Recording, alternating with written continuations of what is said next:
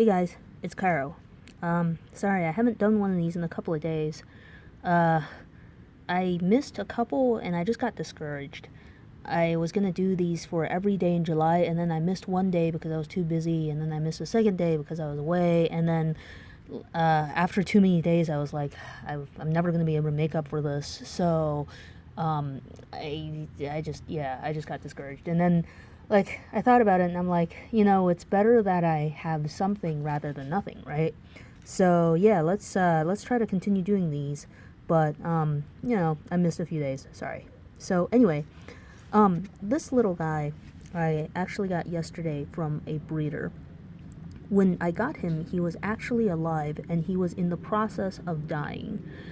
He was uh, barely responsive. He was having difficulty breathing.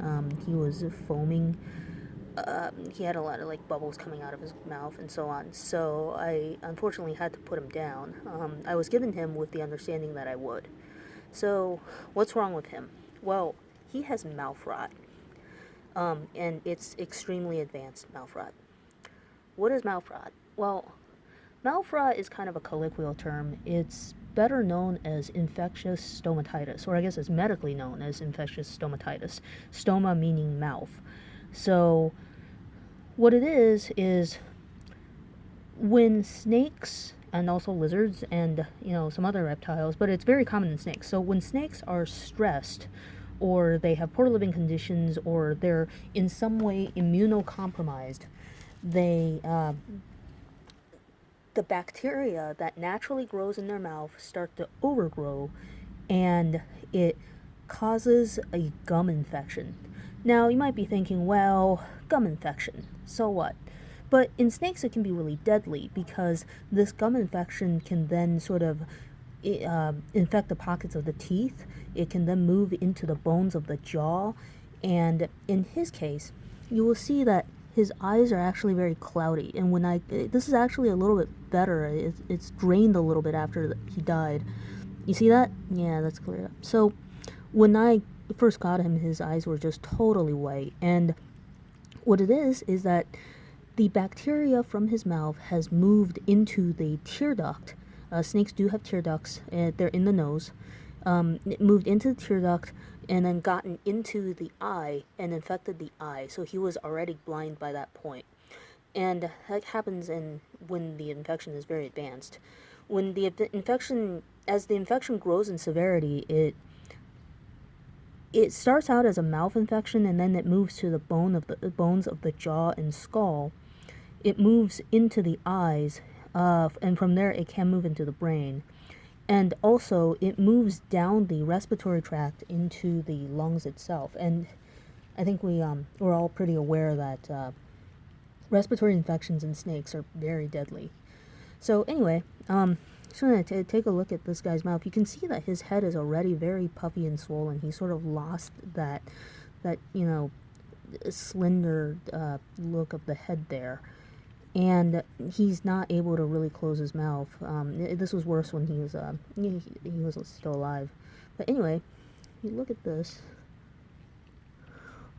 you'll see that the inner tissue of the mouth is very, very red. This is the glottis right here. The mouth itself is very inflamed, and here, those little white things are teeth that are falling out, and they're kind of encompassed. They're kind of surrounded by pus. So here, you see those teeth coming out here.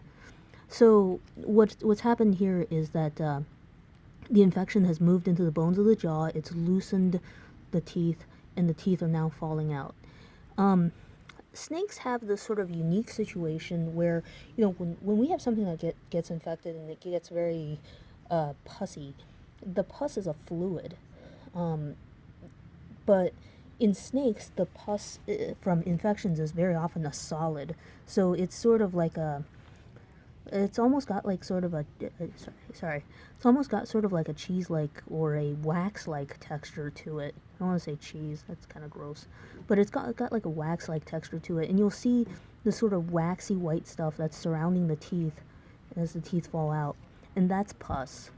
So, yeah, for this guy, the infection, when I first got him, the infection has already moved down into the lung, and it's already moved down into the eye, and it's already moved into the eye, so it's already pretty severe. But yeah. But anyway, that's Mouthrot. He's a pretty good looking individual. Mouthrot is usually, for the most part, like, I would say like 80% of the time, 90% of the time, it's like husbandry issues. It's either like inappropriate temperatures, or just the environment is not very good, or there's some problems with the substrate and enclosure, stuff like that, that causes this sort of stress that then depresses the immune system. So anyway, yep, that's Mouthrot.